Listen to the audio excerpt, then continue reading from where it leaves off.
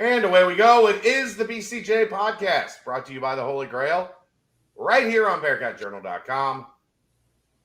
As always, when you're down at the banks, and then maybe now the Reds are a little fun. Now you're ready to go down to the banks for a Reds game. You know what to do. Pre-game, post-game, head to the Holy Grail. Some great drinks, some great food. Have an awesome time pre-gaming and post-gaming. And also, June 24th, Cincy Reigns at the ballpark, Reigns and Reds. It's going to be a dual event. We are also going to have this as a BCJ meetup. We will meet up at the Holy Grail before the game. First pitch is at 4:10. Guessing we'll start hanging out at the Grail around 2 and head over to the game, have some fun, go back to the Grail afterwards, and everybody have a great time, as we will be 1 week from the official entrance into the Big 12. So there will be a lot to celebrate, a lot to enjoy. All right, let's get this show on the road. Hi, Dave. How you doing? Good evening. Good to see you. Good to have you. I'm great. How are you? I'm good. I'm good. It's we're getting to crunch time in AAU volleyball season. So Nationals preparation is underway. The kid is carb loading right now with a giant plate of tortellini and Parmesan cheese on the other side of the door. So I had to get that situated, and the mother-in-law is here. Did you find the birth certificate? Somebody last night in the chat, this is how great this community is. Somebody said last night, all you have to do is go to the Hamilton County Board of Health, and they will get you taken care of. So this morning, we went to the Hamilton County Board of Health, and in 3 minutes, we had the birth certificate. So there you go. If you need a birth certificate, all you got to do is go to the Hamilton County Board of Health. You fill out like 2 questions. Is it her birth certificate or just some random person's? No, it was hers. Like, this is actually legit. They have my name on it and Kelly's name on it and the whole 9 yards. There you go. Crisis averted. Crisis averted. She can now play at Nationals. We don't have to go to Orlando only to be told that she's not allowed to play. So, crisis averted. The power of the BCJ community is once again upon us. Maybe she could have gotten a waiver. It's popular these days. It's a popular thing. More work than you realize. We have a special guest tonight. Somebody we've been wanting to have on the show for a while now, and the schedules and everything finally worked out. And it is great to have him on. Somebody I've known for a long time in the basketball world, and it's been awesome having him here at Cincinnati behind the scenes. And that now, the NCAA is changing some rules. More guys are allowed on the court. Get to see him a little bit more involved in the day-to-day activity. We'll get to that, how tough it was, essentially being the general manager of the Bearcats for a year. But welcome in my good friend, Drew Adams. Drew, good to have you on. I know you were upset we had Abby jump on before you. But I just said I've known Chad for a long time, too. I was here for like a year. Abby was here for 24 hours, and she was on the show. It's because of her dad. Like, her dad is the reason that Abby was on.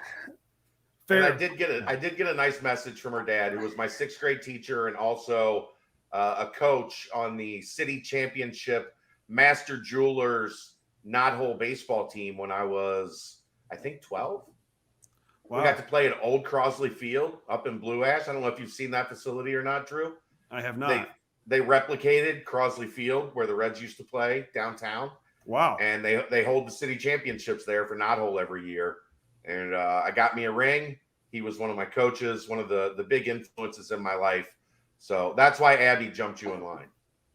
She does a great job. It's been fun to get to know that staff. And she's easier to look at than you.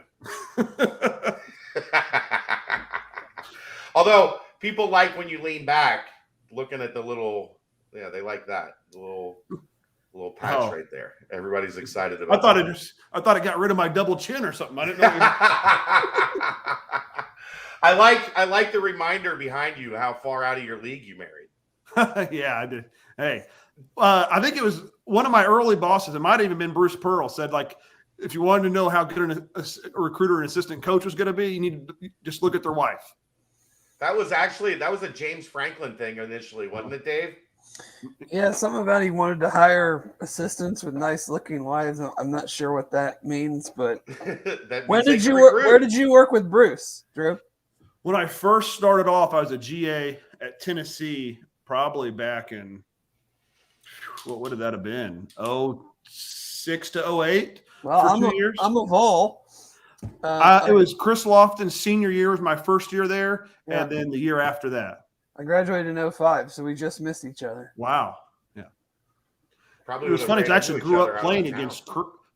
against Chris Lofton. I was in Indiana and he was in Kentucky, and our AAU teams always played each other. And I wish somehow he sees this because we always beat his team.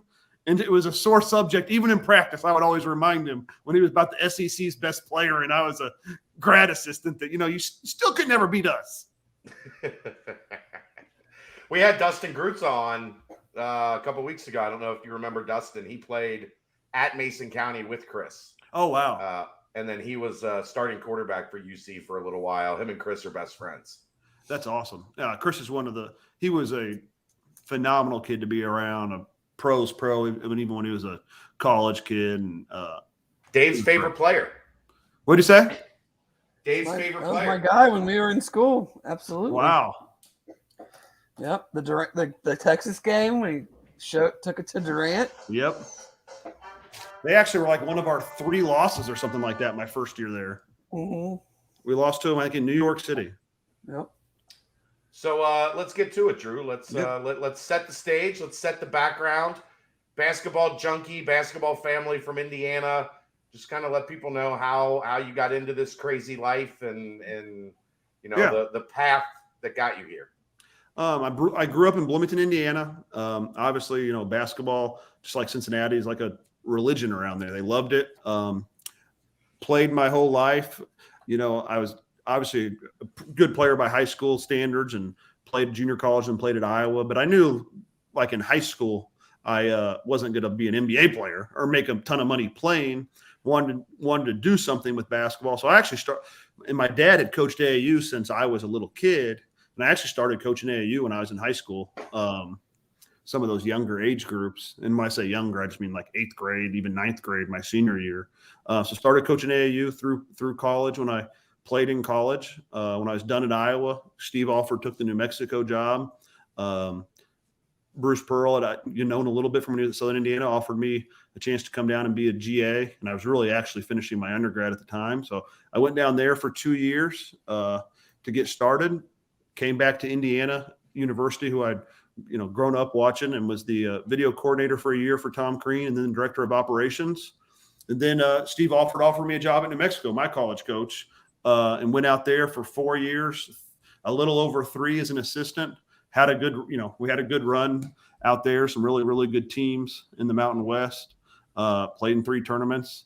Then I had known Brian Wardle through Tom Crean, and when he got the Bradley job, it's a chance to come be one of the top guys there and help run recruiting and that type of thing. So I was at Bradley the last 7 years, and then got a phone call from Wes and Mike Roberts, last summer, at the end of last summer, as you guys would know, and asked if I'd be interested in coming over here in a different type of spot. But with the rule changes and the way college basketball is changing, like, and the chance to work for Wes and be at be at Cincinnati, a program that I'd watched and paid attention to my whole life, and what they were going through, there's too big of an opportunity for me to not, jump at and want to just be a part of it in any way. How was that as a kid growing up with a dad that was so involved in AAU? I mean, you say your dad's an AAU coach. Like, it's a lot more than that for him. It isn't for some guys, but for your dad, like, this has been like a lifelong passion for him. Yeah, like I said, he's been doing it over 20 years and done it at a really, really high clip. I think he's been they actually was with Nike a few years, and now we're talking 20, 25 years ago, and they transitioned from the Bloomington Red to Indiana Elite and went to Adidas. And at that time, Adidas was probably the premier AAU circuit back when it was having It Takes Five on Cincinnati's campus. I was there. Yes. That was the first time I ever saw Kashmir Wright. Yeah. So, and that was a lot of fun. I was still coaching then. There were some wars back on those teams, and you had, the old DC Assaults, LA Pump and Run, Indiana Elite, the Celtics, CIA Bounce was just getting going out of Canada, KC Pump and Run, which is Run GMC now. So it was a lot of fun. It was a lot of fun. I learned a ton, actually, getting to be a head coach, just doing AAU. And I've learned every spot I've been at. And it's been for different things, different reasons. I've really enjoyed it. And yeah, my dad's had a lot of success doing it. They've been one of the premier teams for a long time. He's enjoyed it. He likes helping kids. He's retired now. He worked, so it just gives him something to keep him young too. I think Cash played for Hoop Planet.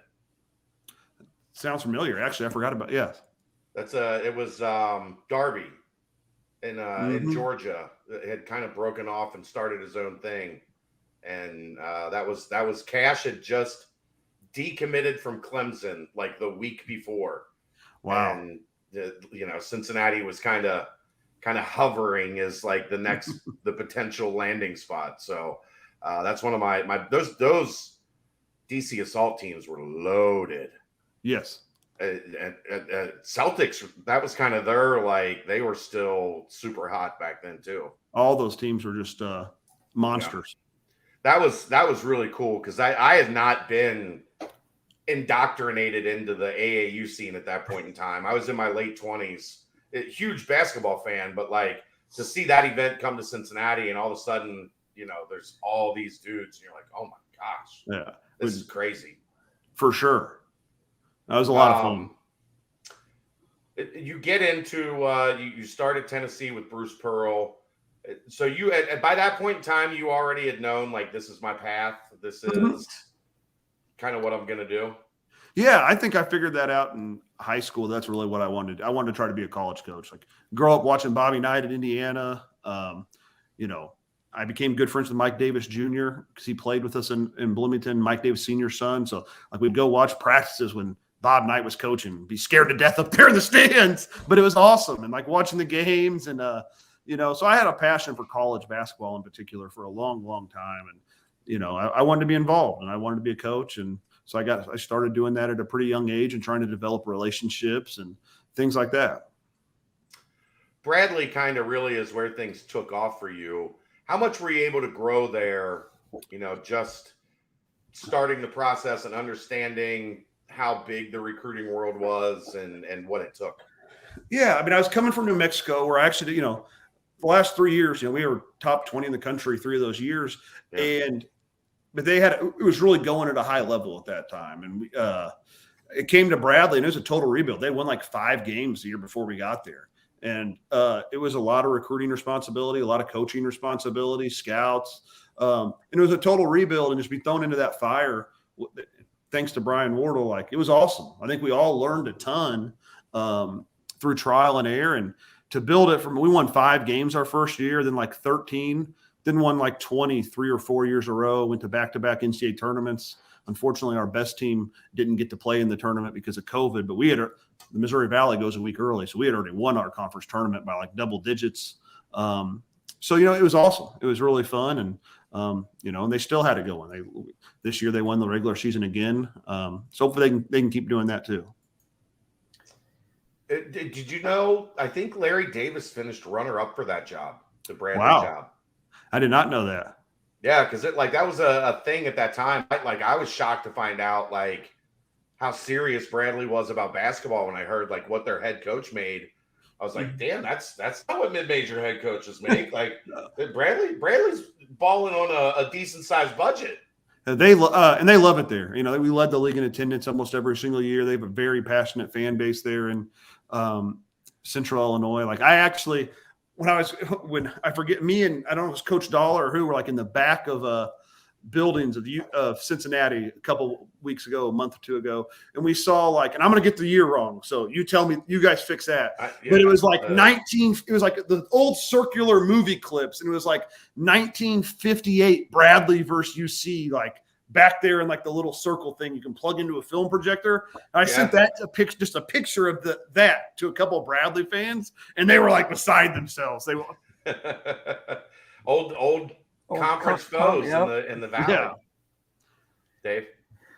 So, you said you got a call from Wes and Mike. Did you have much of a relationship with Wes previous? How do you think you got connected with him? And then when he calls you, seeing if you're interested in joining the staff, just kind of like take us through your initial reaction and what led you to accepting to come to UC. Yeah, I'd known Wes a little bit through just being on the circuit, being out recruiting all the time from when he was at Greensboro. And like I've known, because I grew up in Bloomington and was friends with Mike Jr., like I started playing with Mike pickup with Indiana's team when I was one of the better players in Bloomington in high school. So back then the rules were different. They needed numbers to play 5-on-5 during the summer because they wouldn't all be there and things like that. So me and Mike Jr. would play pickup a lot with Indiana players in late high school, junior, senior year of high school. And Mike was on the team at that time, almost done. So I got to know Mike. We became pretty good friends over the years. And I met Wes through Mike. And so there was a lot of familiarity there with both of them. And when he called and asked, like I was gung-ho about it, excited to be, knowing the tradition of Cincinnati, knowing what's been done here, the fan base, knowing how good a coach Wes is, and the staff with Coach Morgan and Coach Dollar. Like I knew they had a dynamite staff at a big time, top 25, school in the country. And that, that's always been my dream in life, to be a part of something like that. So it was an easy decision for me. So what is, we know titles and have a good idea, but like when you first came on, what were some of like the main things that you were tasked to do, and kind of whether it was evaluating the roster, evaluating future potential roster additions, like, what is kind of your bread and butter that Wes, kind of honed in on you as we need to get this guy to Cincinnati? Well, it's kind of morphed and stuff throughout the year and times. I think things always evolve. But when I first came in, it was Wes. The first thing he did is I came in at such a weird time. Like I was coming, like the preseason was in play. We had started preseason at Bradley. They had started preseason here. Mm-hmm. And it was kind of like, hey, look, see if you can poke holes in anything you think we shouldn't. We're not really doing, or we are doing. And there's probably a reason, but let me know. Just have different opinions. Like, what were you guys doing in this situation? And then, this year is a lot of helping, working with him in the offense, supporting Andre Morgan with scouts, because we're all partnered with different people. Is why I specifically say his name. Helping organize recruiting.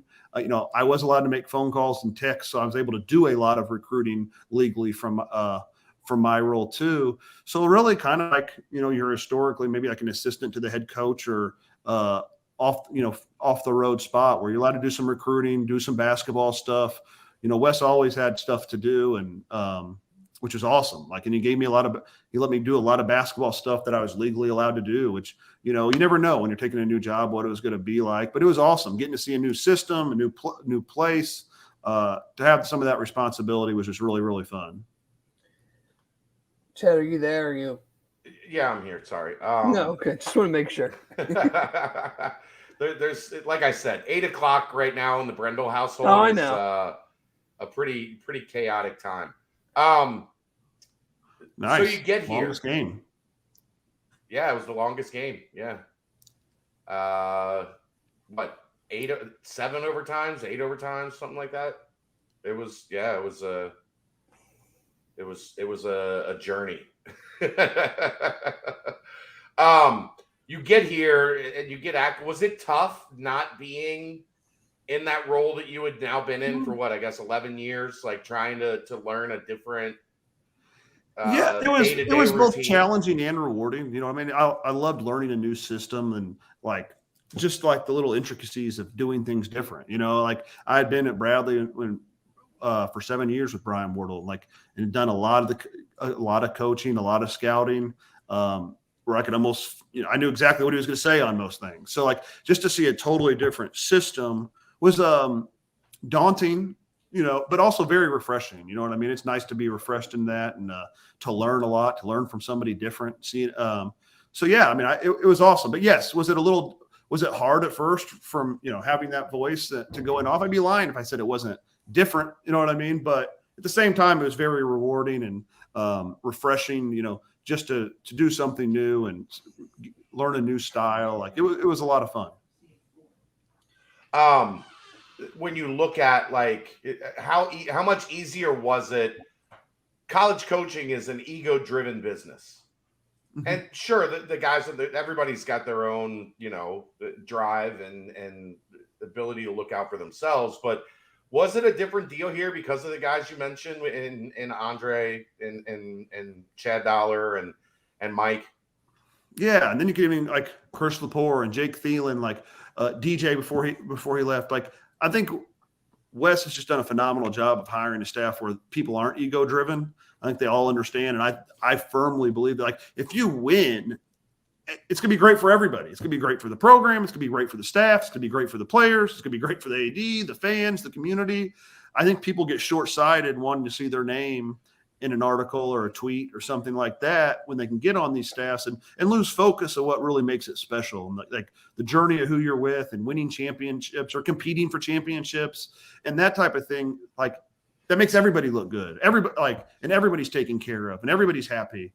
And I think that's something Wes has just done a phenomenal job when he's hiring really, really good and successful guys, but also guys that aren't ego driven, more success driven and process driven, and just want to see the kids do well and the program do well, and understanding that that's great for everybody. So we'll get to the elephant in the room.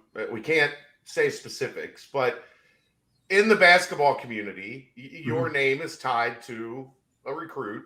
We won't say who. If you know, you know. Have you had to kind of feel like you had to shake that stigma of I'm not here? Like I didn't get hired because my name is tied to a prospect. I got hired because I've got legitimate chops as a basketball coach and a recruiter beyond being tied to one name.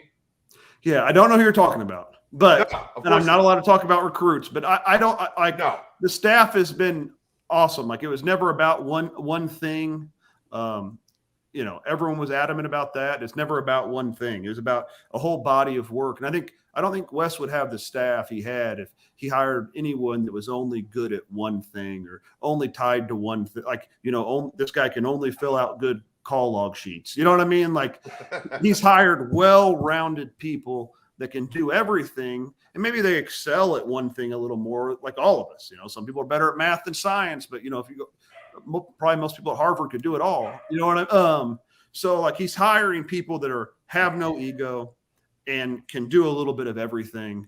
And that's ultimately what's going to make a successful program, in my opinion. And I believe his, based off how he's hired. If you get too short-sighted in anything, that usually in anything, business or anything, that usually bites you in the butt, I'll say, in the long run. You can say bad words here. It's okay.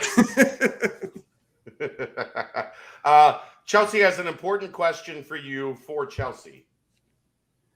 You've been in the car a lot with Wes. You've been around Wes a lot. Has he ever listened to Taylor Swift in your company? I actually don't know, but I'm going to find out tomorrow if he still likes Taylor Swift or not. Most of the time when I'm in the car, where I'm driving and he's making recruiting calls or dealing with me. Not as fun as recruiting calls.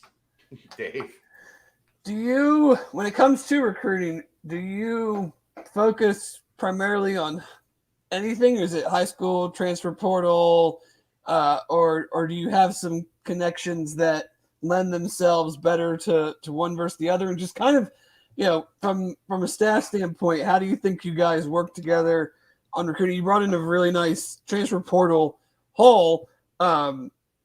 What was it about those guys that you guys focused in on and felt were needed to be Bearcats?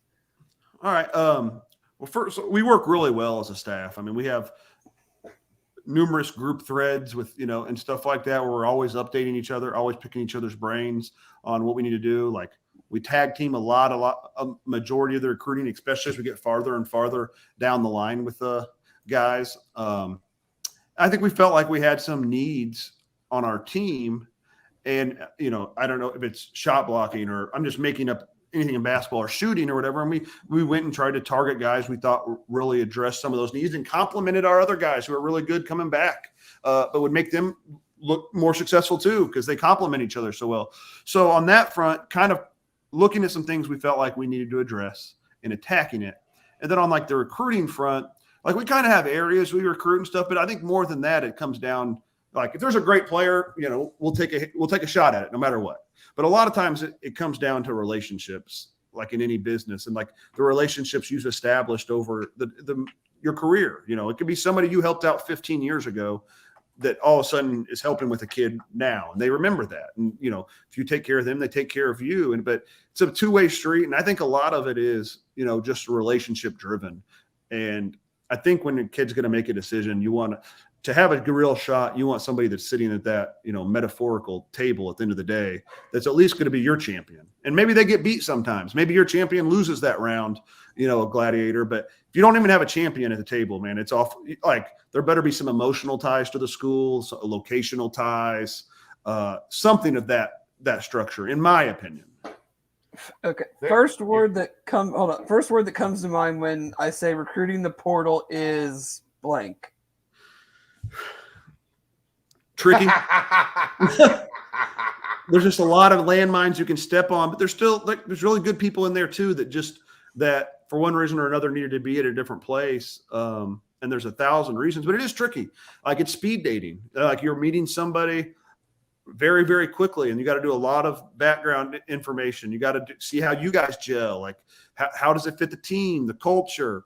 So there's definitely a lot of it's definitely tricky. There's definitely a lot of landmines that you got to kind of sidestep as you're going through the process and make sure you do your best to avoid. I was just going to introduce him to Pickle. Oh, she's over on the side. It's the third member of the team. She's over on the side right now. She likes although the past couple weeks, Dave, I think she's gotten bored with the airtime. The third member. Well, I mean the on air, like you're behind the scenes. She's more front facing on this show than you, Aaron. Yeah, she used to just sit there and we would have staring contests. I know. Hasn't been as involved, but no, she had the limelight, and now she's taken a back seat a little bit.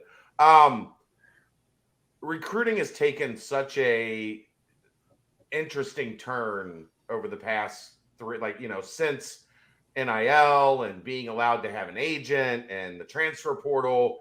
From your perspective, how different is it now? Because it used to be you mainly dealt with the high school coaches, and then you dealt with the AAU guy or their workout guy or whoever the point of contact was. And now a lot of these guys have agents, which in this day and age is the intelligent thing to do. How much from a coaching standpoint is it trying to figure out? The question has always been like, who's got the juice in this recruitment? Is it a kid that their parents are going to be, the ones that are driving a decision? Is it going to be a coach?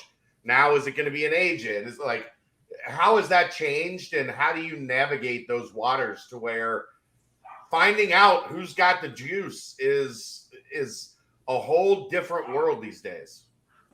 For sure. And I think you, especially with the high school kids, I think you still have to have relationships with AAU coaches and high school coaches, but especially with the transfers as they get older, and especially with the COVID kids that are eligibilities up. Like, I think if you're a recruiter or a staff, I think your relationship with agents, right, wrong, or indifferent, is going to be just as important as anything as far as landing those kids. Because like they care about NIL. I'm not going to say they don't, but they do want their kids to go somewhere and be successful and play in the right system and be with people they trust. And they don't want to lose the kid if they send them to a certain school as the agent. You know what I mean? It's like, so you got to have a good, like now you better over the course of the year, develop relationships with some of these agents that are going to be involved in the NIL space and not just don't just call them in April and May. Like you wouldn't want to just call an AAU coach at the end of the year when you needed something. Like you better develop some real relationships with these guys to where you can trust them, not to burden you, but they can also trust you to make sure, that you're going to look out for their guys.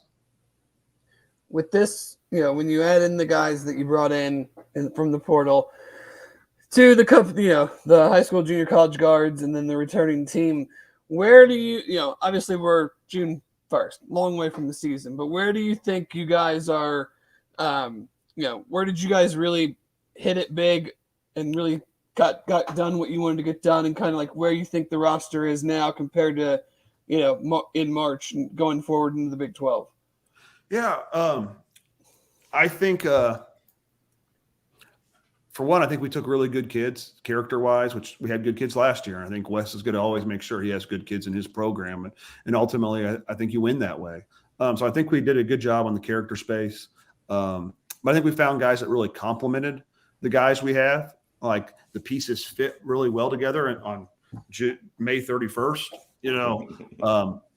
maybe there's things that you see later down the line. But I think we have hungry kids that want to work. I mean, they're living in the gym. But I think we did address like fitting the puzzle together. Like any deficiencies we might have had, I do think we did our best to address them, and maybe some more come available later that we didn't see or not. But I think we had a very clear vision of what we want, what Coach wanted to do, and did our best to execute that. This week is obviously a big week in college basketball. Not a lot of people realize it, but summer workouts can start June 1st. That's generally when you get most, if not all, of your team on campus. As a coach, how much do you guys get kind of re-energized by that? Everybody's here. We've got workout plans. We've got practice plans. Like we've got development sessions.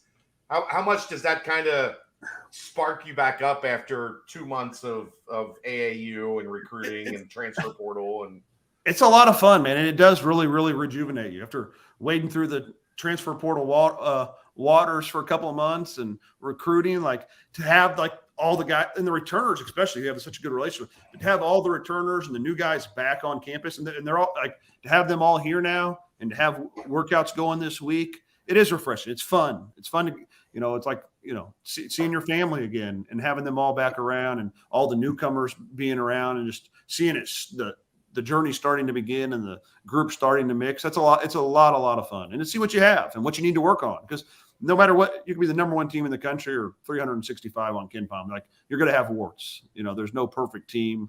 Your team's going to have to disguise some things or do things differently. And it's a lot of fun to start to see your strengths. Question from the chat.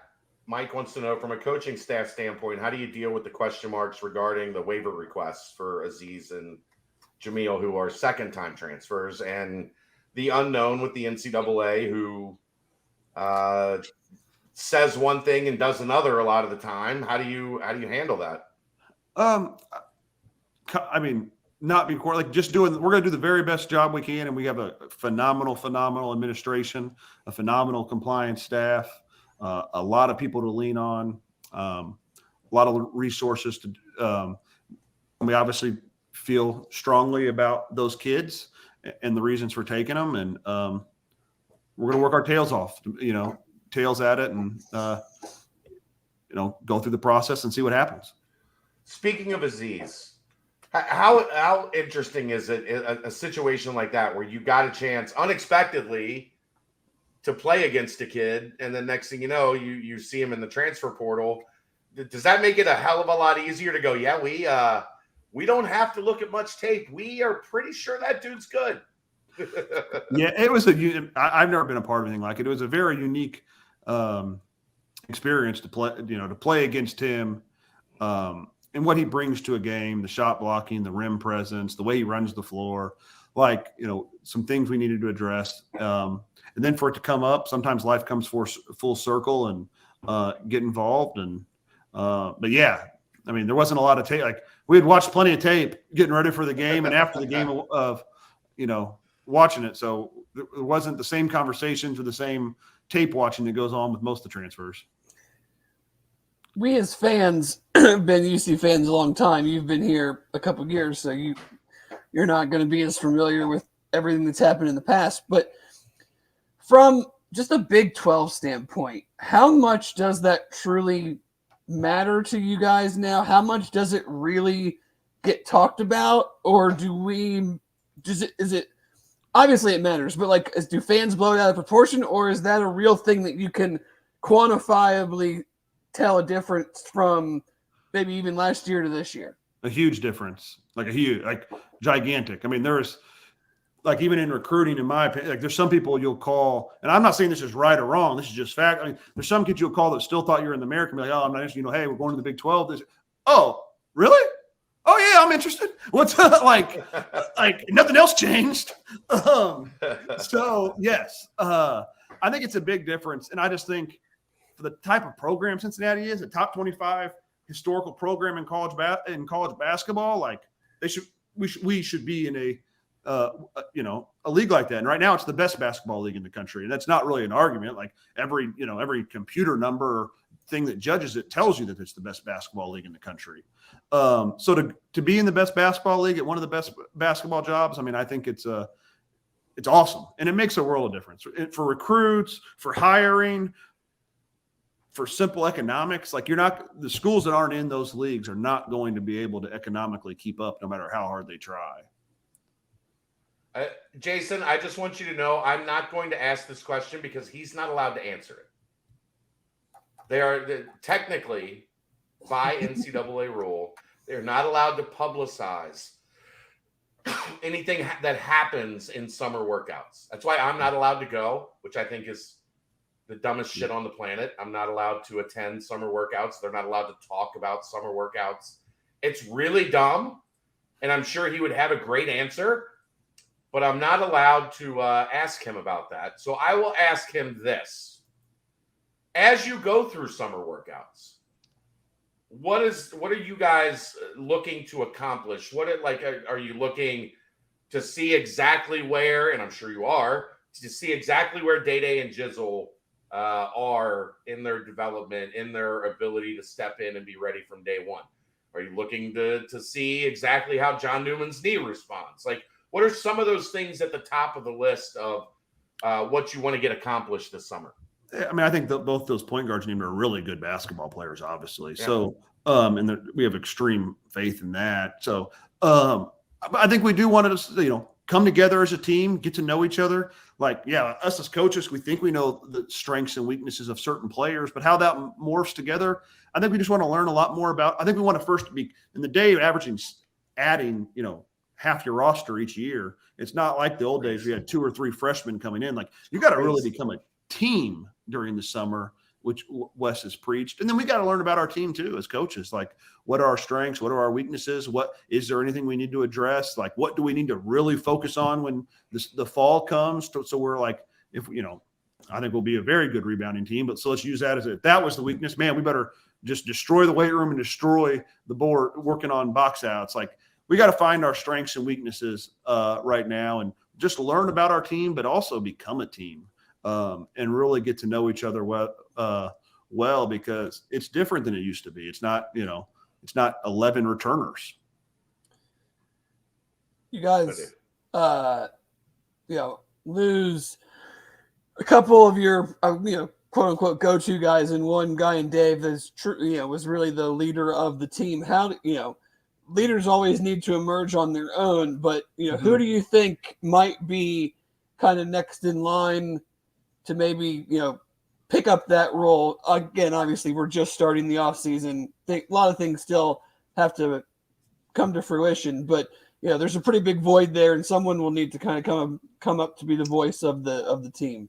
Yeah, I think it'll probably, like you said, it has to happen naturally. I think we obviously have some strong candidates, but it has to.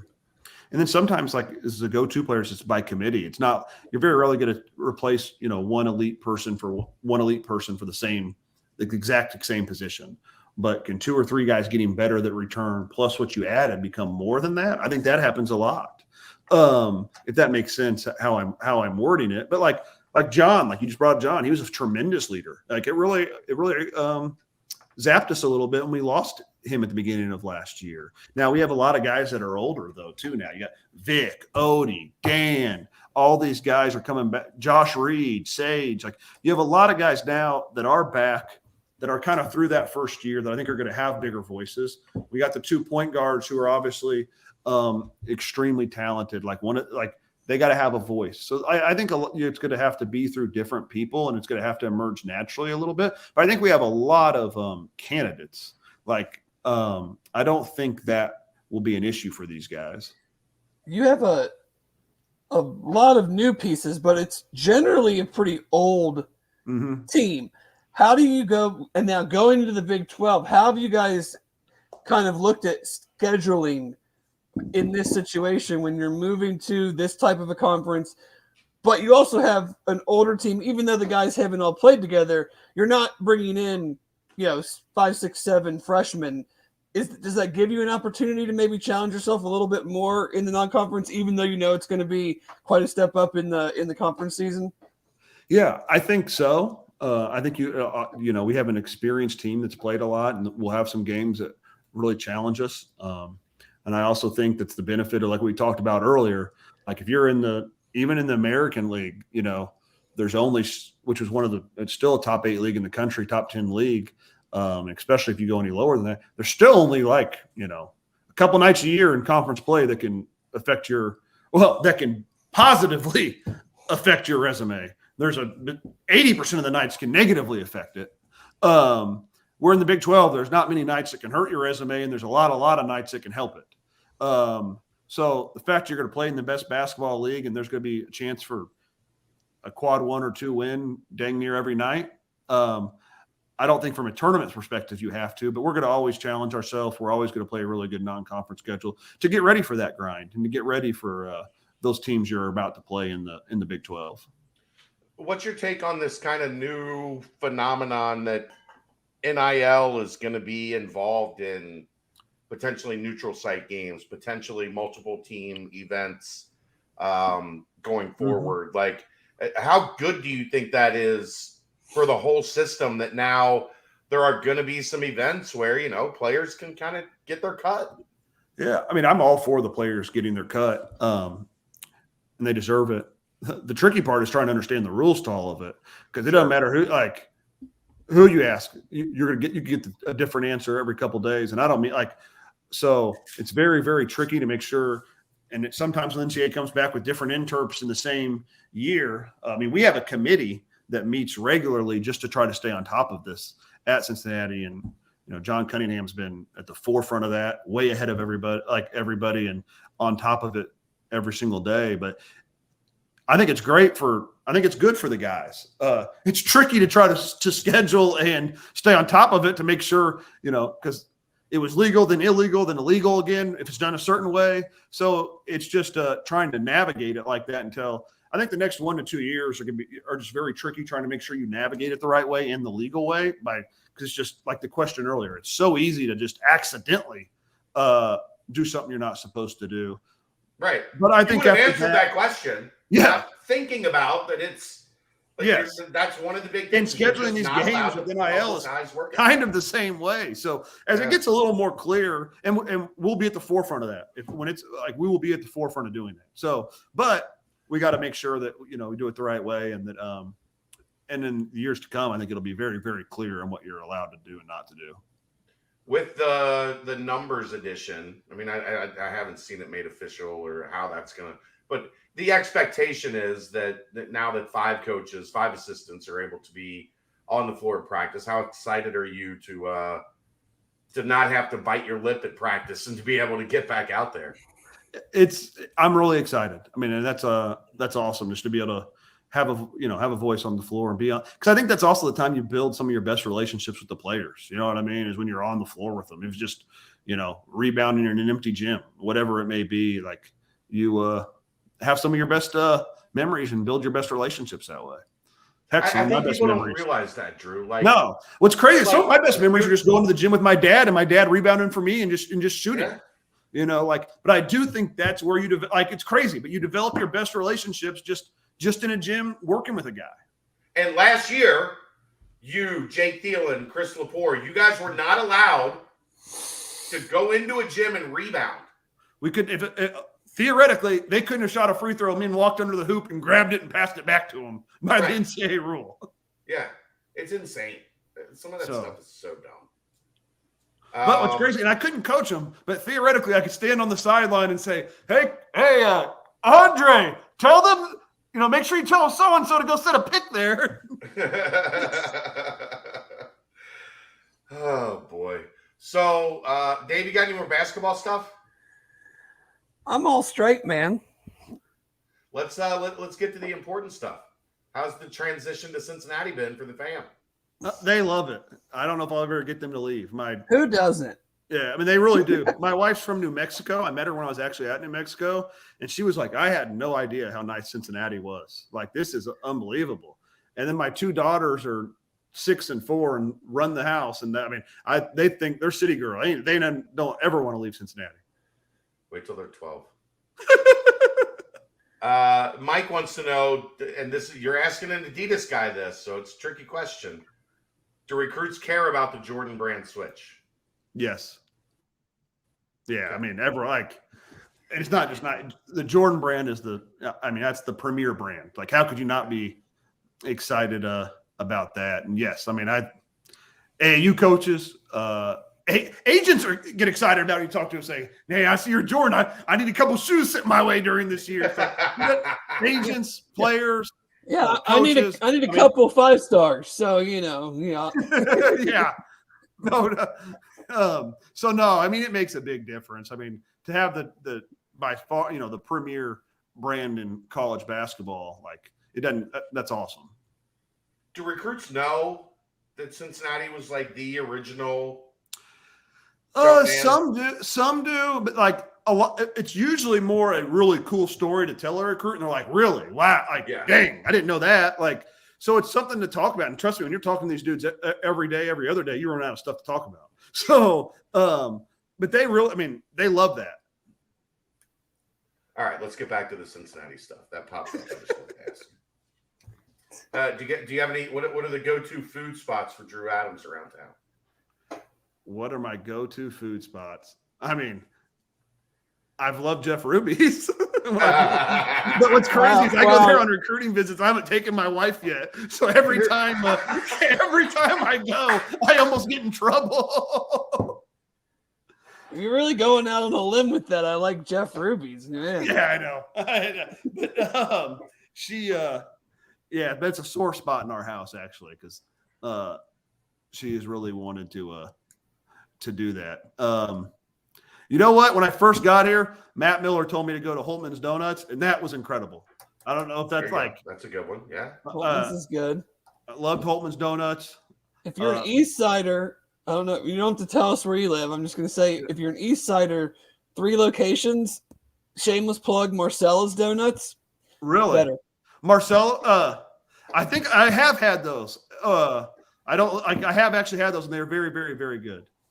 My family are like, that's why I'm fat, like, right now. But they're like, I have to get back in shape on the floor. Like, my daughters want to try, like, they saw, like, my 6-year-old saw a list of, like, the top 10 ice cream places in Cincinnati. She's on a mission. We're trying all 10 this summer.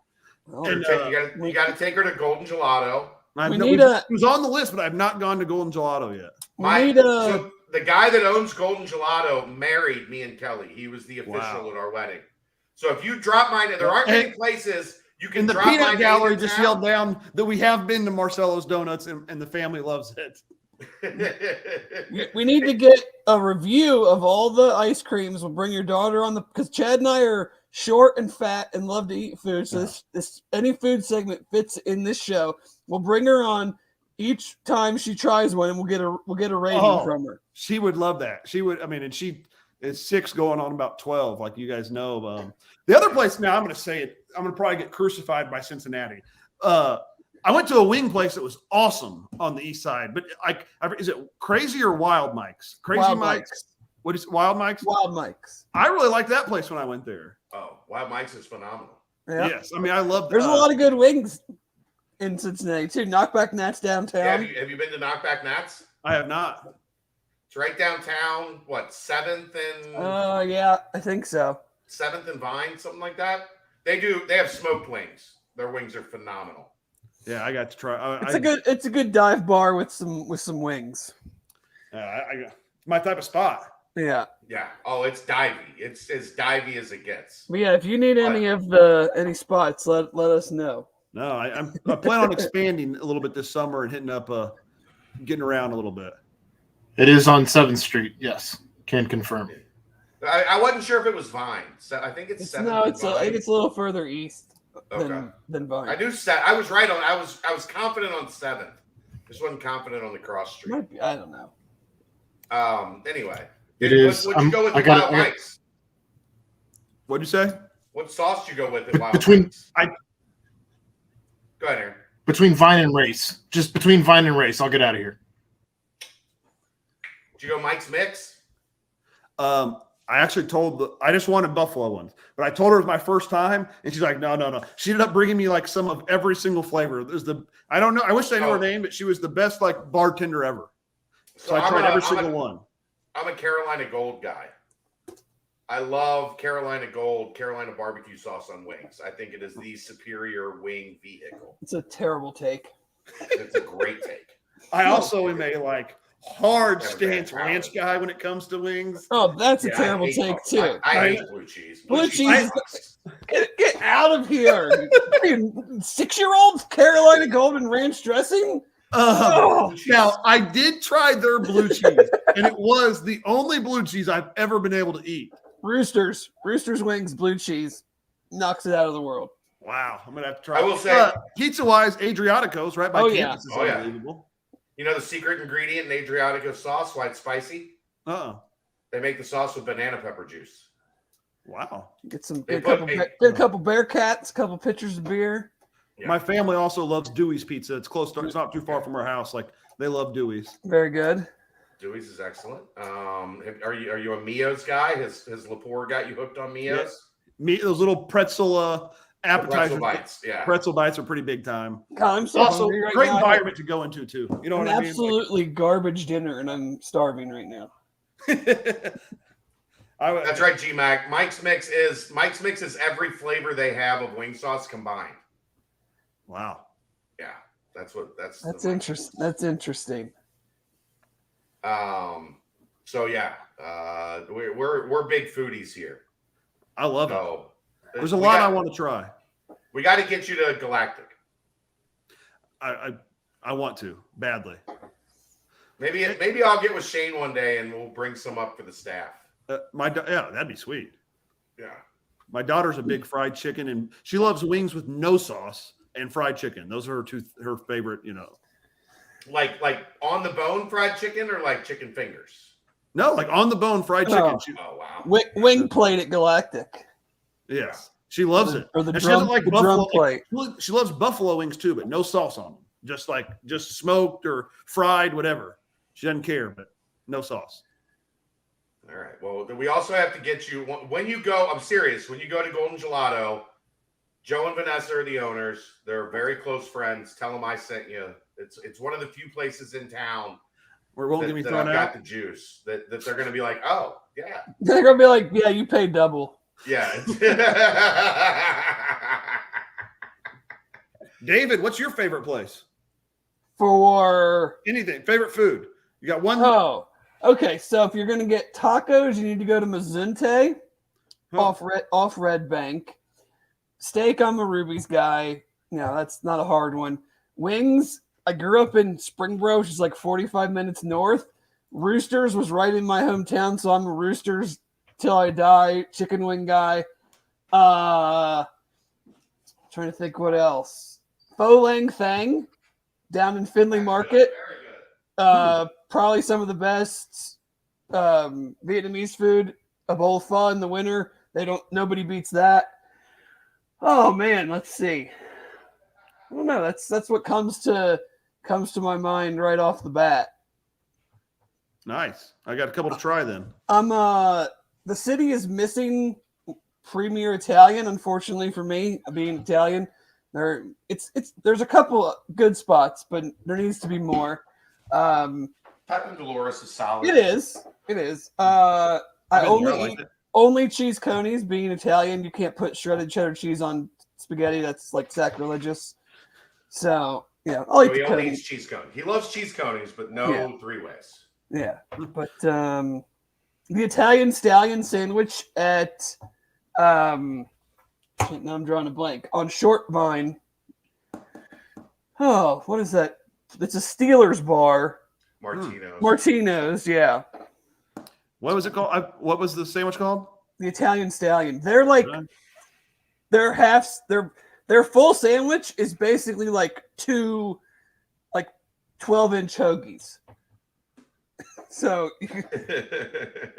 wow. Are you? What's the Cincinnati chili take? We got to know.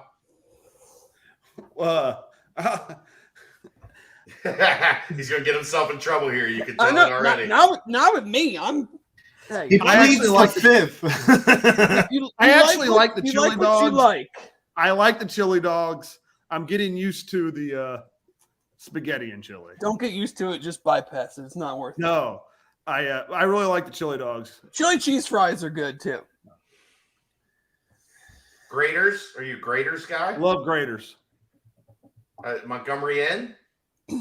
I liked Montgomery Inn. Haven't been in a while, but yeah, I went I was one of the first places I went to actually when I got here. I like Montgomery Inn. Very good. All right. Some people, I like Montgomery Inn. You have to know what it is. You're not getting smoked wings. You're getting baked wings. You just gotta know what you're getting into. The kettle chips and barbecue sauce, elite. La Rosa's. I like La Sauce Rosa's. too sweet? No, I like La Rosa's. I probably put the other two a little ahead of it in my opinion, but I like La Rosa's. I like pizza. There's not much pizza I won't eat. Here's the big question, and if you haven't done it, you probably need to do it tomorrow. Have you been to Island Fridays? I have. We've actually used it a couple times, and it is very, very good. That's my favorite food in the city. Really? Very good. The jerk chicken, the rice and peas with gravy, the steamed cabbage, the fried plantain. I could eat that 5 days a week. Actually had it on Aziz's visit. That's you know who I used to see there all the time?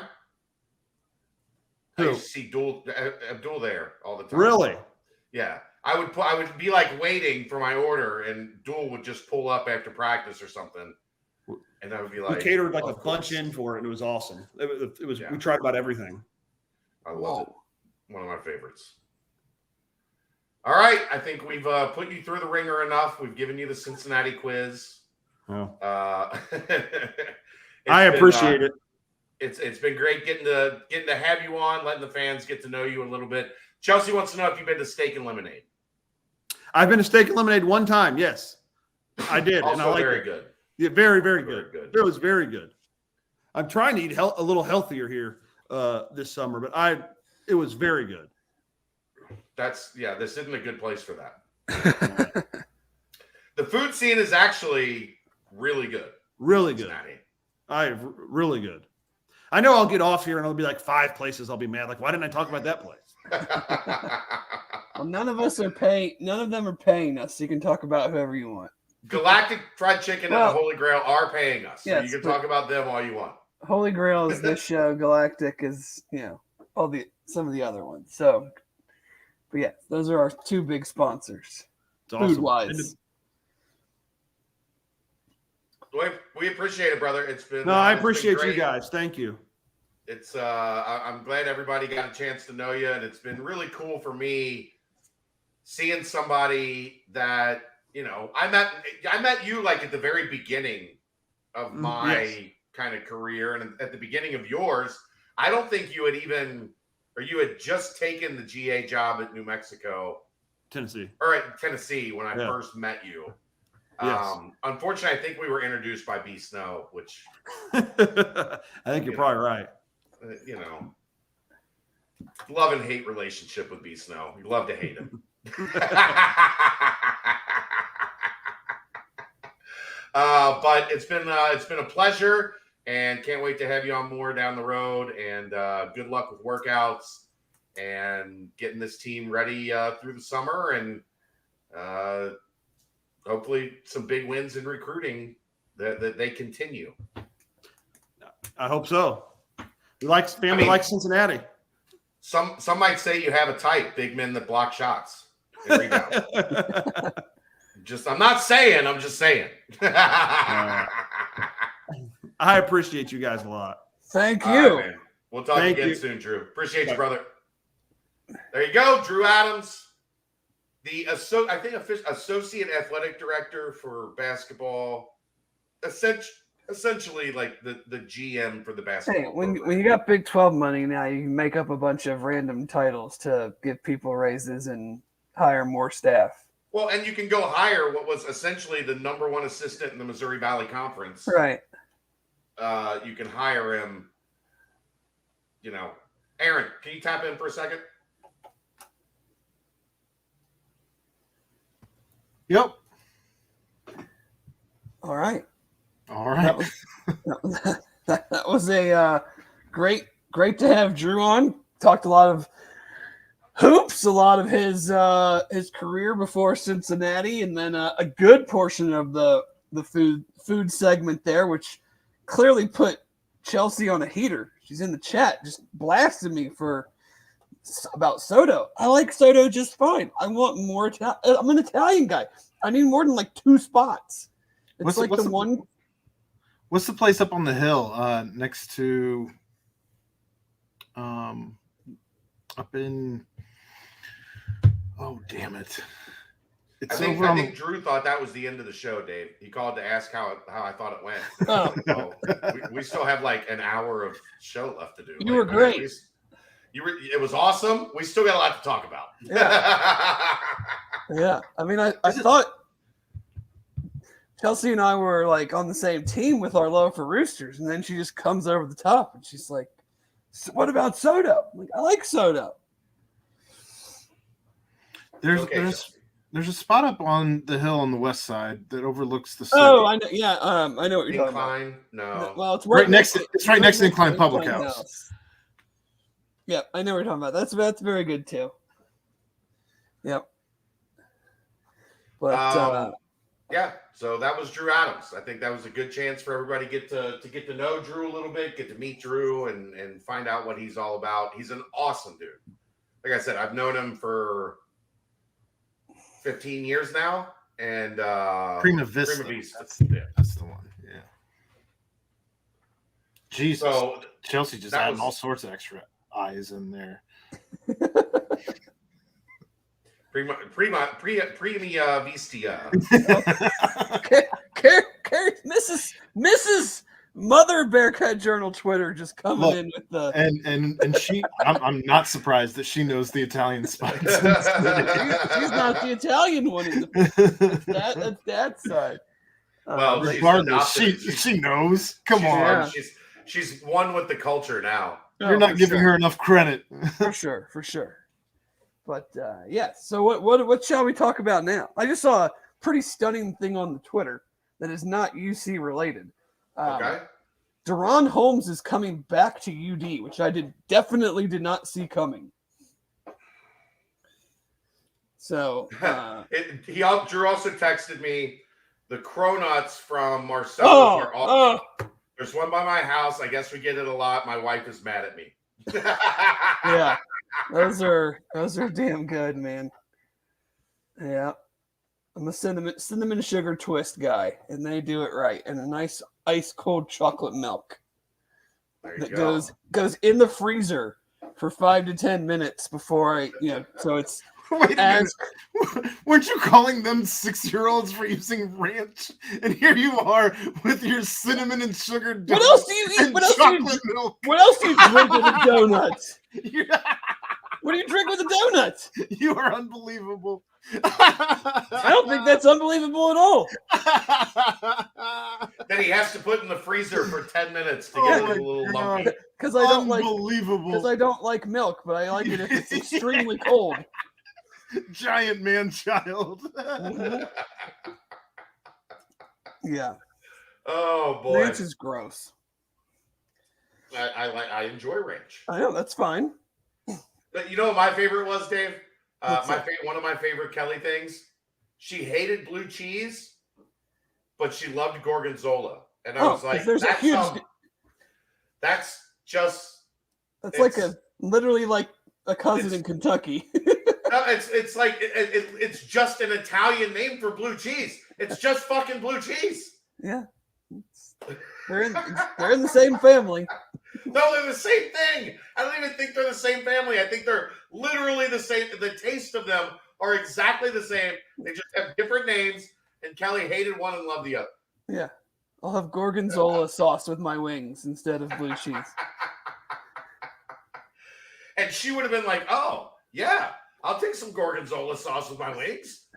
Dip it right in that. That's delicious. You want some blue cheese? Ew, that's nasty. Yeah. Blue cheese, I just don't like the aftertaste. Yeah, it's fine. You know, it is what it is. All right, where you want to go from here? I don't know. Where do you want to go? I didn't prepare anything, so that's all right. Yeah. Pho. Yeah, you're getting heat for pho lang tang and calling it pho. It's pho. I don't care. Yeah, but you know, T-Win is never mind. I'm not gonna go there.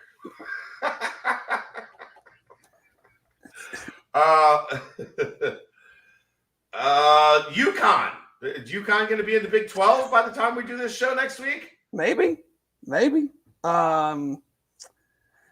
There is, our fan base is quite used to all of this shit. Back in the day, there would be no news or no conversation, even nothing. All of a sudden, boom, Pitt and Syracuse are leaving the Big East. Yeah. Nothing. And now, when Oklahoma and Texas left the Big 12, it was, fairly obvious based on the last time that when we went through the Dog and Pony show, and then they decided not to expand, that was likely going to be the case, and people didn't really care talking about it. But I'm still I still don't believe anything because I won't believe that all these people are yeah, it's about to happen, or I'm hearing this and then I'm supposed to believe it. I believe Colorado a lot more than I believe UConn. There's a lot of conversation around Colorado as well. I think it's not a surprise Dion wants in the Big 12 because he knows he can't recruit to Colorado without being able to say I'm really recruiting Texas. Right. Whether it's high school kids or transfer kids, SMU is making a living off of these bounce back guys that want to come back and play in Dallas, in Texas after they go somewhere else. Dion's probably going to be why would you go there? You can just come here. We're going to play down in Texas multiple times a year. We're not that far away. It makes more none of these options. I'm oh, hell yes, let's make it happen. They all have their flaws or whatever. Colorado and Arizona to me make the most sense. I do think there's some whatever you want to call it with Arizona and Arizona State, the whole tied together thing. I'm sure if they had to make a move, they could on their own, but it feels like that's maybe a little bit of an apprehensive thing on their part. Speaking specifically to UConn, I don't if you're just asking me my straight up opinion, I don't really see the value. I don't want them added. But I absolutely can see what Brett Yormark is trying to do. Now, I might say I don't agree with it. It might end up being wrong, but I absolutely see what he's trying to do. He has said multiple times he thinks basketball is undervalued as a sport, to the media, as a contract, revenue, however you want to put it. Yeah. I don't know if he's come out and said it, but it seems like he's intimated that he would like to split football and basketball apart from a contract standpoint with media partners. Sell them both individually. Yeah. Okay. So if you already have, and things change, obviously, if you already have, as of now, the best basketball conference in the country, I think I understand why and plus he is a basketball guy. He thinks the New York market matters. He thinks basketball is super important and is being undervalued. So you have to take that into account. I can see why he's thinking, well, let's add UConn. We'll add the premier East Coast program. And I thought about this a little while ago. The Big East TV contract is coming up for renegotiation soon. It's brutal. If UConn leaves, what is the value of the Big East basketball contract to Fox? It's a great question. So, if Brett Yormark wants to sell basketball on its own, and he takes the premier team from the East Coast, adds it to the best league in the country, could he theoretically go to Fox and say, how much will you pay for exclusive basketball rights? And then go to ESPN and say, how much of football do you want? Fox, do you still want any? Okay, ESPN and Fox doesn't want any. Here's what we want. So let's just throw, like, if $31 million is the combined price, well, what if football equals 25 of that? And he can then turn around and sell the basketball to Fox for 10. Now you're at 35 total. So you've made money by splitting them apart. Yeah. Fox will likely, if this is all theoretical, it's just a thought I came up with, Fox will not really want the Big East package as a main part of their lineup if UConn isn't a part of it. The problem has always been with the Big East as currently constructed, there's not enough national draws. There's like even Villanova. Without Jay Wright, there are no national draws outside of UConn. And I don't even know if UConn is truly I mean, they've got several titles. They're a pretty national draw. There are no national draws outside of them. Yeah. You add them to everything that's in the Big 12 in that market. I mean, it makes sense to me why he would do it. I don't necessarily agree, but like, I can see why he would do it. As Tyler mentioned, I also do think it's kind of a leverage play to try to force Arizona's hand. I think ideally he's always said he's wanted to go west. He wants that time slot. Is this a thing that causes dominoes to fall? Do you grab Colorado and UConn and then see, like, the Pac-12 could just very easily replace UConn with San Diego State, or Colorado with San Diego State. But in the meantime, does that make Washington and Oregon super nervous? Does the Big Ten say, well, the Big 12 did our dirty work, let's go get these two teams? Yeah. I don't necessarily think the Pac-12 blows up if Colorado leaves on their own, because I think they could add San Diego State and be quote unquote whole. But does all this UConn smoke, is this a leverage play to try to get Arizona to make a decision? Is this all right, guys, because you still have to he can want whatever he wants. He still has to convince a bunch of ADs and presidents in Stillwater, Oklahoma, Ames, Iowa, Waco, Texas, Lubbock, Texas, to add UConn. Yeah. I don't think that's going to be super easy. So is this like a compromise But I do think it got a lot easier that they just went and won another damn national championship. For sure. I mean, you know better than me. UConn, Kansas. Texas Tech was in the final. Baylor was. The Final Four for the last 5 years, if UConn left, is littered with Big 12 teams. Littered. Yeah. So it probably got a little bit easier, but you still have to convince those guys. Is this, and guys and ladies, is this okay, you guys help me out with this one, and then we'll get 3 of the Arizona, we'll try Arizona State, and Colorado. And we have a 16-team league.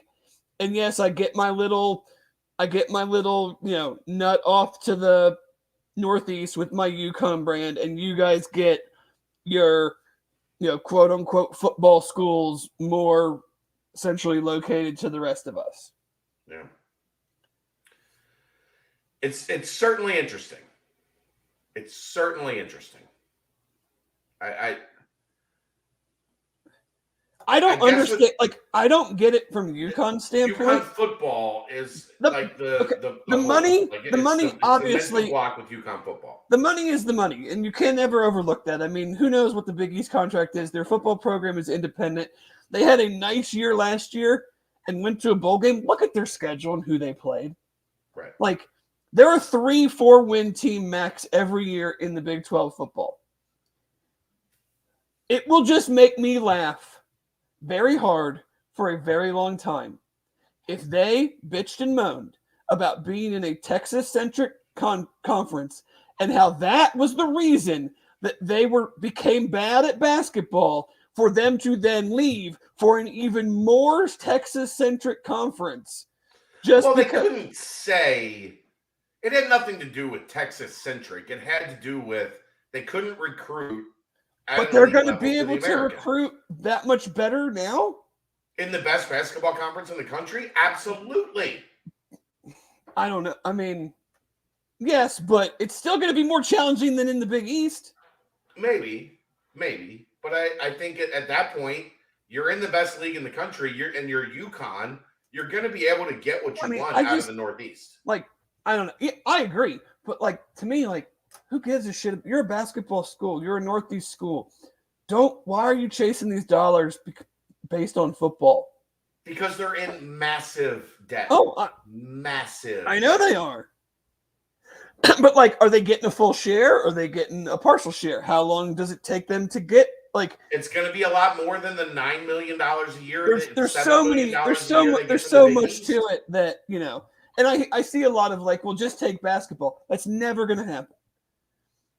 It's a full member play because what the Big East is like, where are they going to put all their other sports?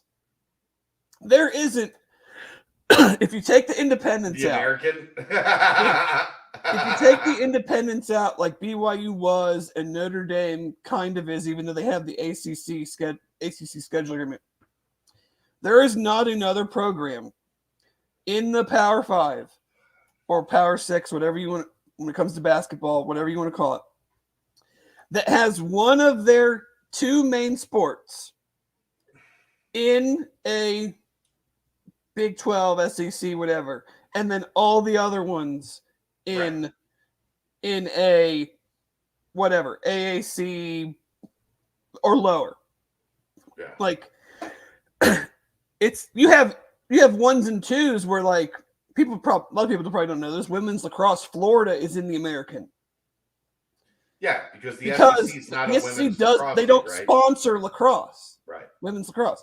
But that's different because everybody sponsors men's and women's basketball and football. Nobody is in the Big Ten for football and then has everything else in the MAC. Right. You're either in or you're out across the board. Like, what other conference is going to want all of UConn's other stuff when they take away men's and women's basketball? Right. It's a men's and women's basketball play, obviously, very clearly. Like, so, I mean, there's Big 12 meetings at the Greenbrier this week. I want to go. Yeah. We could talk to John Cunningham, find out why we didn't get an invite.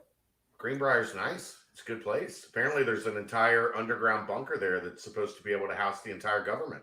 There is. That was where, if something happened in Washington, D.C. back in the day, that was where everybody was supposed to go to. Is Dan Simon going to be there? No, he's not. He did not get the invite. He might show up at the casino. They have a casino there too. Hey. But Matt asked, "What's so special about Colorado?" I don't know. It's I'm not. They don't. Let's talk about that. Because I'm so curious as to what your thoughts are as to why this conference would be so quick to bring them back when they've already burned them once. I think they're quick to want to come back. That doesn't surprise me because they don't know where the money's coming from for Dion. It's not that they've burned them before. It's that, like, they made the wrong choice. What I saw today, they since they made that decision, they have lost like $55 million in revenue since they left the Big 12 I think it's Pac-12. probably even I think that was like a financial report. Like they have shorted themselves $55 million. It's your fault. I would love nothing more than to see Colorado miss on this whole Like window. Tyler is a bit right there. Texas burned them like pretty bad. Texas got everybody kind of jumpy. First when they talked to the Pac-12, and then when they decided we're staying in the Big 12 with the Longhorn Network, and there were quite a few schools that were just like, look, man, I'm not putting up with this shit. And oops. Oopsie. That didn't go as well for you as you thought it was. Yeah, I mean, that's why I follow it because I find it interesting. I'm more interested in what the aftermath, what the fallout is, if any of these things actually happen, than I am about the details of like who would actually be coming to the Big 12. Yeah. It's interesting with Dion. Sure. They made a profit on, like, we can joke about the portal and we can make comments about other things, but like they made a profit on their spring game. Right. Like, who does that? What if he said, if you go to the Big 12 and we obviously have success, like, I'm much more inclined to stay because I can recruit Texas. Yeah. And I have Texas ties, and I don't necessarily. And if he's super successful, he's going to leave anyway. But what if he's kind of successful and he stays like an extra year or two, and that gets you out of the Pac-12 in a totally unknown situation where where they're being sued again by somebody. The Holiday Bowl is suing them. Like, it just feels like an abject disaster, and I just keep coming back to, at some point, somebody's going to go, this is just too uncomfortable of a situation. I have to look out for my university. And is this perfect? No. Is this, because that's what all these ADs and presidents say. Like, ideally, we'd stay in the Pac-12. It's like, ideally, you would have had a television contract 8 months ago. Right? I want to read this. My guy Cat Claw retweeted this today because it really is hilarious when you put this whole thing in perspective with the Big 12 or with the Pac-12. First week of December, 2022. George Klykov. Or wait, I need to go back even.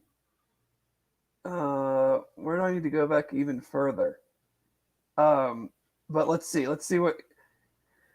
Yeah, George Klykov, first week of December 2022. We're going to have a contract early 2023. Everybody remembers the Unity statement where they were going to consummate a TV deal. That was on February 13th, where it said we'd have one in the very near future. Washington State's president or AD said on February 22nd they'd have one in mid-March. Arizona State's AD 1 day later said next 3 weeks. John Canzano of the Oregonian, well-placed conference source on March 3rd. Big 12 money is a layup. Arizona State president on 3/14. We're in the final stages now. Arizona president the day later, next couple of weeks. The Arizona president a day after that. We have a deadline of 4/15. The number is going to be 50 plus million. Someone, I'm not sure who they are, on March 20th said we have a ways to go. Then, on March 30th, the Arizona president, nothing imminent. After 15 days earlier, he said next couple of weeks. Washington State AD on May 9th. It's done, but because of the optics of ESPN firing people, they're not announcing it. 2 days later, the same guy, 6 weeks away. 5 days after that, May 16th. Arizona State AD, summertime, maybe July or August. The same day, the Washington State AD, next few weeks to a month. Like, they have no effing clue when they're going to sign a contract. Zero clue. Like, Not that even a is little bit. almost 6 months of comments that none of them have been Tomorrow. correct. You want to see how old I'm going to go today? It's been a challenge lately to see how old I can go with my references. Right now, the Pac-12 media deal will gladly pay you for a cheeseburger tomorrow if you give them a cheeseburger today. And if you get that, you're old as shit. I don't get it, so I'm not that old. It's an old Popeye, the Sailor Man bit. I mean, we are, and I've been saving this, but after I just rattled all those off, it fits right here. July 31st, 2022. We are roughly we're 2 months away. Big 12 or Pac-12 Media Days, George Kliakoff said, "We have not decided if we are going to go shopping there yet," in reference to the Big 12. Yeah. That is 2 months from being a year-old statement. And to this point, there's very clearly nobody at the Big 12 that's looking to move into that neighborhood. No. I mean, No. We thought the Big East poorly handled things. George Kliakoff is entering hold my beer status when you look at the depth of what was the Big East. I mean, I think we're to the point now where they have a pretty good idea of what the major players are willing to pay. And that number is not what they want. And that number is just so low that they can't willingly accept it. Yeah. And they're just going to continue to ride it out, hoping that someone changes their mind or something happens that causes someone new to enter the fray. Or because let's be real, if the number was somewhere in the ballpark, they would take it. They would have already taken it. They would take the bullets for a couple days. They would take the funny tweets. They would take you guys said you were going to get this and now you only got that. They would take all that. They would smile, with a shit sandwich, and then they'd move on, and Dion would do something fun, and Caleb Williams is the reigning Heisman Trophy winner, and you actually have some pretty damn good football teams this year. They would take all that and they would move on. Yeah. So the fact that they are not just willing to go, you know what, this is not ideal. We said a lot of dumb shit that we're going to have to walk back, but this is the best we got. Like, that tells me everything, that they're not even to that stage yet. Right. I mean, they overplayed their hand as bad as you can overplay a hand, right? Well, I mean, they overplayed it, but I don't think they knew what kind of dude they were dealing with when Brett Yormark walked in. Yeah, I think that's fair. Because every other conference commissioner, every other one, would have just waited their turn. Nobody's ever done what Brett Yormark did. No conference commissioner has ever just jumped and said, they cut the line. Like, line jumping at Paramount's Kings Island is not a sport. It's not a sport. Unless you're Brett Yormark. Yeah. I mean, could you imagine how the excitement of going to the Big 12 for us would just be, put out with a wet rag if we were sitting here right now going, yeah, we're in the Big 12 and we have no idea how much money we're going to get. Or if we'll even be a conference. Yeah. Yeah. I mean, it's pretty funny. I want, like I said, I don't really care. I'm more in it for the, the egg on the face, the funny tweets. Because, UC is going to be what they are, regardless of whether Colorado or UConn or Arizona or San Diego State or Memphis. It doesn't matter. We're not talking about, them adding Alabama and Ohio State or something like that. Like, it doesn't affect them too much. It's not going to affect them greatly. So, But it's going to be funny if one of these teams that some of these people have, one of these schools that some of these people said will never leave because no one has ever gone down, blah, blah, blah. Like, well, at some point, might happen. Sorry, I've got a 12-year-old melting down right now. That's all right. I understand. Let's get to I've done some workshopping on this in my brain, Dave. Okay. We have to come up with something new, as we talked about, for Team Ticker. Because Bearcat of the Week, there's some NIL stuff that, if you're going to name a Bearcat of the Week and they're a student athlete, then you're probably going to need to pay them. We're not at that point yet. I think I'd like to get to that point at some time where we can name a Bearcat of the Week that's a student athlete every week, and we can find a way to cut them a check for, whatever. But I think maybe we go with like the news of the week. Brought to you by Team Ticker, because what does Team Ticker do? They give Gives you the you news. So like the Team Ticker news of the week. This week is a pretty obvious one. It came down today. It's brought to you by Team Ticker. And look, it's kind of a weird way to start this because it's a friend of the program. It's a guy that we really like. Before we get there, Team Ticker, the one-of-a-kind sports science for Bearcat fans. Its high-tech retro display provides daily updates for the latest news, stats, schedules, betting odds, and much more with no subscription required. If you're looking for the perfect addition to your man cave or a gift for that special Bearcats fan, go to teamticker.com and pick up your Team Ticker today. The promo, the graduation promo ended.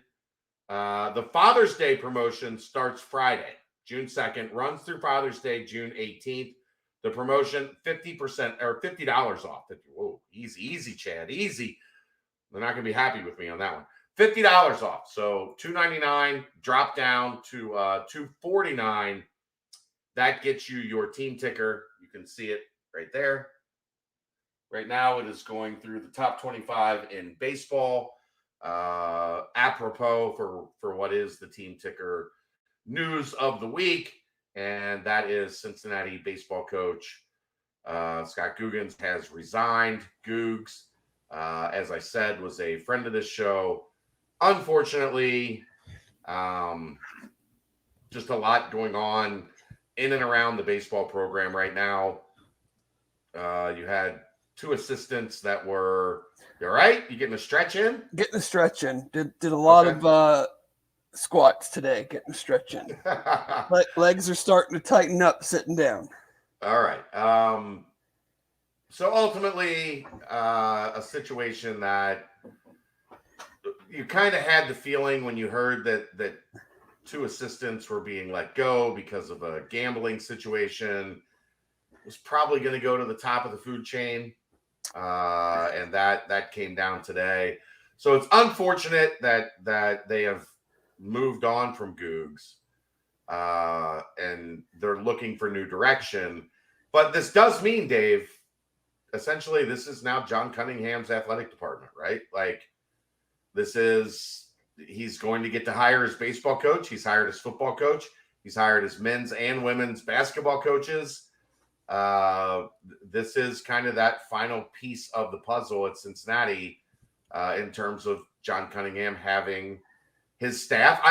From talking to people over the past week or so, they did not want to be in a position where they had to make this decision this year.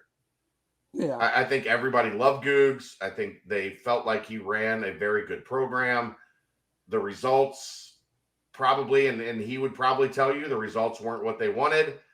But I don't necessarily think it's a terrible thing that now going into the Big 12, you get a chance to handpick your coach and handpick kind of what you feel like is the direction as the baseball program takes this next step as well. right. I mean, I think the season that they had was probably the when this news came out, probably the cherry on top. I mean, if they were hosting a site in the college baseball championship, if they were one of the 16 host schools, I'm gonna guess he's not getting fired.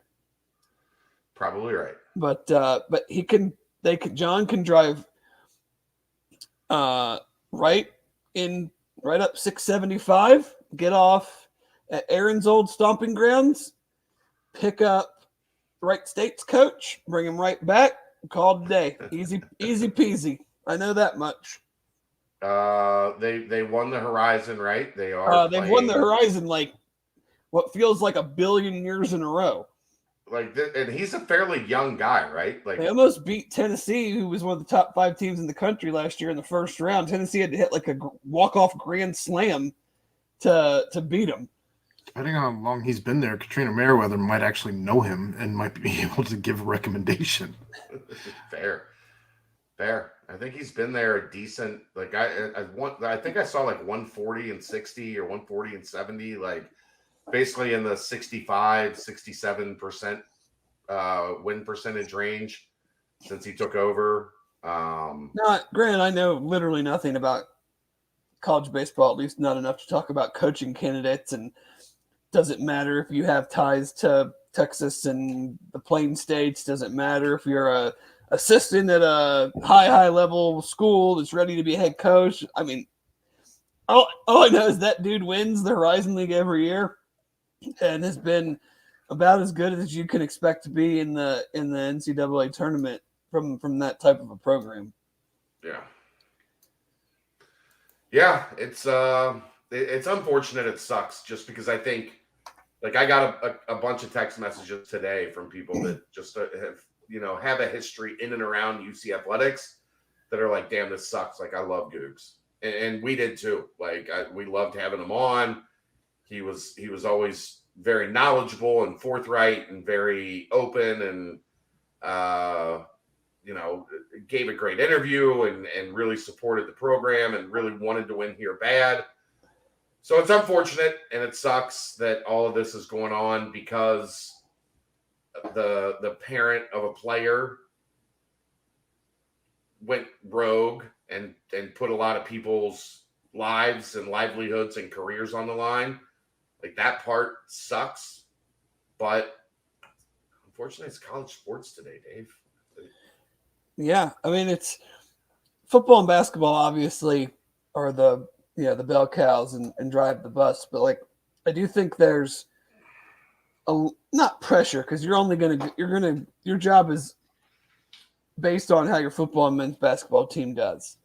Sure. But the other sports at UC need to come a long way in the Big 12. I mean, we have good moments with individuals, like track and field seems to have a lot of high level individuals. They won, I'm going to screw it up, but I feel like the men won indoor AAC last year. Like they're a solid overall program, but like there's 16, 17 other sports that we can't keep floundering in women's basketball. We can't keep floundering in baseball. Like those two in particular really need to pick up where their level is. And I'm not talking about like bad. I'm not talking about NCAA tournaments every year, but like, yeah, you can't be cycling through coaches every 3-4 years.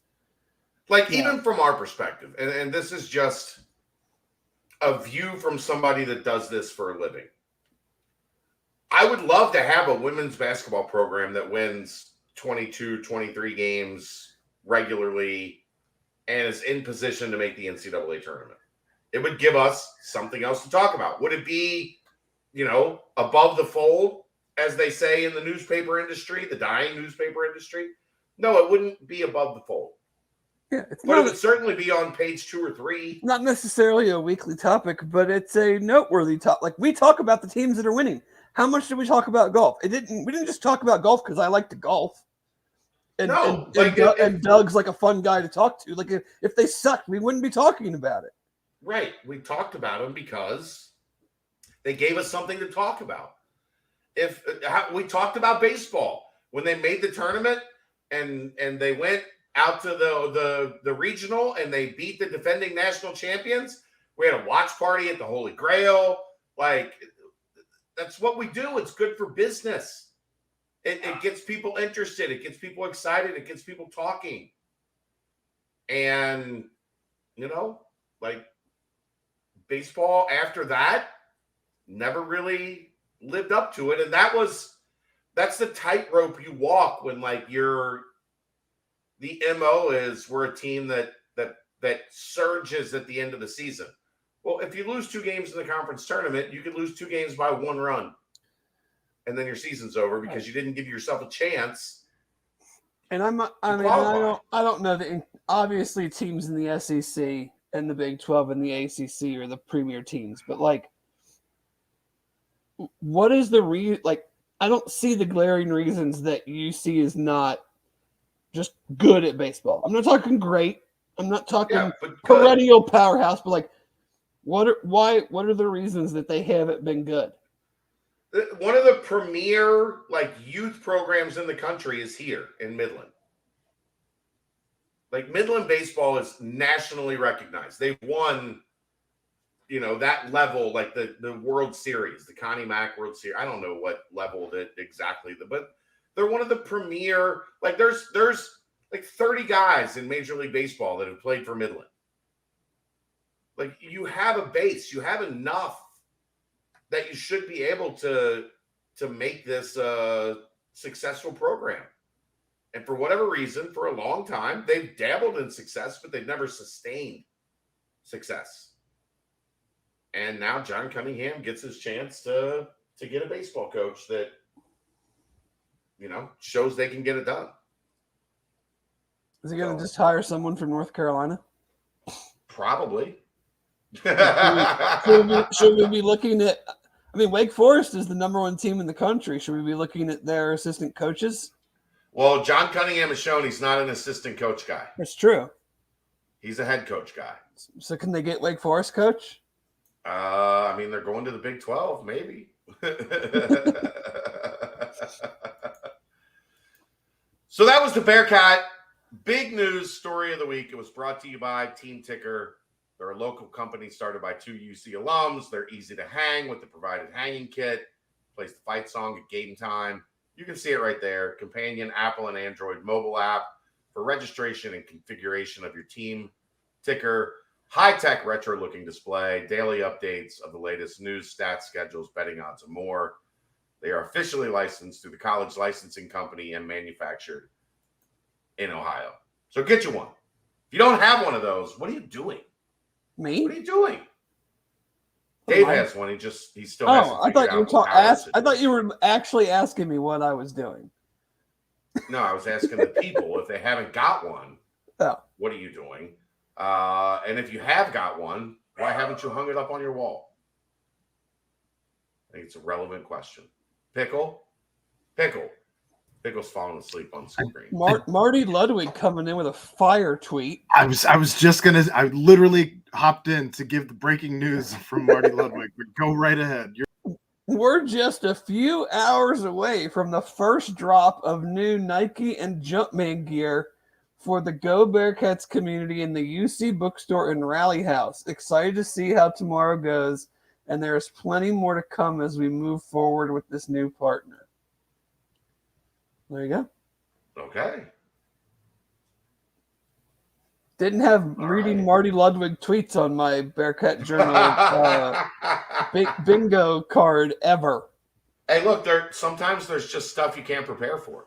That's right. No matter how much you prepare. I mean, I've been preparing, and then Marty comes in and totally throws me for a loop. Should we prepare to talk about the some football games that got announced today on the schedule? Let's add that to the list before we get out of here. So, couple games: Eastern Kentucky, 3:30 Saturday. Pitt is still a TBD. Miami, 7 p.m. Saturday. I noted on Twitter. I don't know if you saw this in your busy day, but this is the first I'll put it this way. The first Saturday regular season So true nip at night since 2019. The only other time they had a couple Friday games, the only Saturday game was the Tulsa AAC championship game. Is the only Saturday night game since 2019. This is also the weekend of Oktoberfest, and the Bengals have a home game against the Ravens on Sunday. So the city will have a lot going on, and everyone should be very excited to come out to Nippert Stadium at 7 p.m. Then the BYU game is slated for 10:15 Friday night, so that's late. Gonna be very excited to stay up till 1 o'clock in the morning watching that one. But those were announced today from a scheduling standpoint. I don't know if we were on air when Chad asked me about camps. Football camps start tomorrow. Yep, 6 to 8:30 tomorrow night. So I will be at camp number 1 tomorrow night. Yeah, we are. Aaron, let's go back real quick. Aaron, 10:15 kickoff, 3.5 to 4 hours roughly. Well, we're going to run the ball a lot, so our games might be a little quicker. 1:45. Post game after that. What shape are you going to be in for a nightcap after that BYU game at 3 a.m.? Asleep. In a totally different shape than anyone in Provo. I can promise you that. Aaron's literally going to have his eyelids taped open at that point in time, like the old Tom and Jerry. Yeah. If I can find one of those helmets that holds the cans, maybe I'll be wearing one of those. I'm sure you could. I mean, I'm sure you can find one of those. Those are easy. You just go to the party store. You can get Amazon or something. I'm sure. Yeah. But yeah, camp start tomorrow. You'll be there. Yeah, I will be there. Keegan and I will be there tomorrow seeing a bunch of young guys tweeting out that they're going to be there. We'll get into it more next week in the finer details because we obviously know things can change and we like to be as accurate as possible. But next weekend, June 9th through 11th, is shaping up to be a massive, massive official visit recruiting weekend. Another potential target. Quavo Batman Sabor. His nickname's Batman. Yep. His name is Marquavius. He goes by Quavo, and his nickname is Batman. We have a gravy to replace sauce. He's committed. So we're just bringing in all the nicknames. But safety from Georgia, he tweeted out tonight that he'll high 3-star safety. He'll be here. It's a real nice mix of commits. There's several commits, and then several uncommitted players. And this weekend is the first official visit weekend, but it doesn't seem like they're going to be using that weekend. It feels much more of the next two is when they will focus in on the summer officials. Yeah, it's usually a 2-weekend. That's at least how it's been done here since the June officials started. You have to have a second weekend just in case, you have guys that have something locked in somewhere else, or they're not going to be able to make it that weekend for whatever reason. You got to have you can take an official the entire month of June. Like some guys are going 5 weekends in a row. But I'm just saying, you can't just say this is our official visit. No, weekend. for sure. You got to have a second one. If you can't make this one, then here's our other one. And then I kind of like it though. Look, here's what we got. We got 2 weekends. Get your ass here. Yeah, you want to commit? And if you're really good, we'll work something out. Yeah. I think let's see, Monte Whedon, a linebacker from Washington D.C., was on campus today. Put some pictures up. He is it's very strange. He is not ranked composite or 247, but he has a top 8 that includes UC, Florida State, Texas, and several other nice schools. So There you go. You know, he just released that top 8 the other day. He's on campus today, so they seem to be, and I feel like it's a Walt Stewart, Pete Thomas pipeline into the DMV, because they got Brian Sims, they have Simeon Coleman, they're recruiting some other guys from Baltimore, from DC, so it feels like they're kind of trying to build a little bit of a relationship, a little bit of a pipeline into that area. Yeah. But yeah, we're well over double digit visitors for next weekend, and I'm sure, like a guy like Samaj Jones, the quarterback from Pennsylvania, hasn't put any. He's supposed to be visiting next week. He hasn't technically put anything out, like these graphics that the other guys have put out. So, I'm sure there will be more. Yeah, it's gonna be very interesting as we get through that, and then of course, as fate would have it, the weekend after the official visits, neither of us are going to be around. No, I will be in Jamaica and will not be podcasting. I will be at AAVU Volleyball Nationals in Orlando, and Aaron is also going to be out of town. I'll be in Florida as well. So, how unprepared are we that we don't have anybody lined up to do this show in 2 weeks? I mean, we could probably line something up. Unless you want to do it on Tuesday. I could do it on Tuesday. We fly out the morning of the 13th. Gotcha. I could maybe do it from the hotel in Orlando. We'll come up with something. If there's like 8 commitments like we had last year, we'll come up with something. I'm only going to officially sign up for one vacation podcast. Yeah. And I think everybody wants the Conga Line and Pedro and Destin Dave. Yeah, I feel like that's the one that will work to try to happen. We have the pool tiki bar this year, double television. Did you get the same spot? Nope, different house. Different house. Yep. House has an elevator. Where are you going? How many floors does it have? 3 or 4. 4 maybe. Is that because people can't walk 3 or 4 flights of stairs, or? No, all these like big houses have elevators in them, I guess, because they put the entry floor is the ground floor, where there might be hurricanes.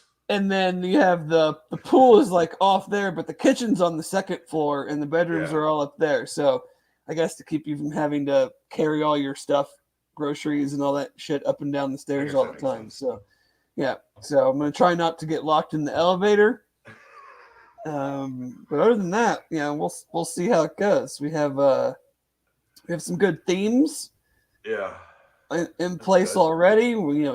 The house is on Dolphin Street, so we're looking to buy every inflatable dolphin on Amazon. Nobody still knows where Pedro is. This was a topic of conversation at Mother's Day dinner, and then again Sunday at Memorial Day party. You got to put an APB out for Pedro. Have you checked your bags? Did you smuggle him home? I do not have Pedro. I have an inflatable dolphin and an inflatable tiger, but I don't have Pedro. Oh boy! All right, you got anything else? I don't think so. I don't either. I think we're good. Thanks to Drew Adams. That was awesome. Kind of getting an insight on Drew and getting to know him a little better. His role increases this year just on the nature of some NCAA changes and how they allow things to be handled. So he's an awesome dude. What now? What are you laughing at now? Just a tweet. Okay. The College Basketball Stories podcast. I don't know who that is. It has Hang the Banner. It's a Duke logo. It says Deron Holmes almost transferred here May 2023. I mean, they must have I can't imagine what they did to keep him at Dayton. But that's not good news for the Bearcats. They were going to be pretty bad, and he's if they do end up playing, he's pretty damn good. He is. We have to find a way to stop him. All right. Well, that's it for the night. We'll be back next week. We'll see where it goes from there. This is the BCJ podcast, brought to you by the Holy Grail. June 24th, Reds and Reigns, BCJ meetup. Make sure you get those tickets. Go to cincyreigns.org. We'll see you next time, right here on BearcatJournal.com.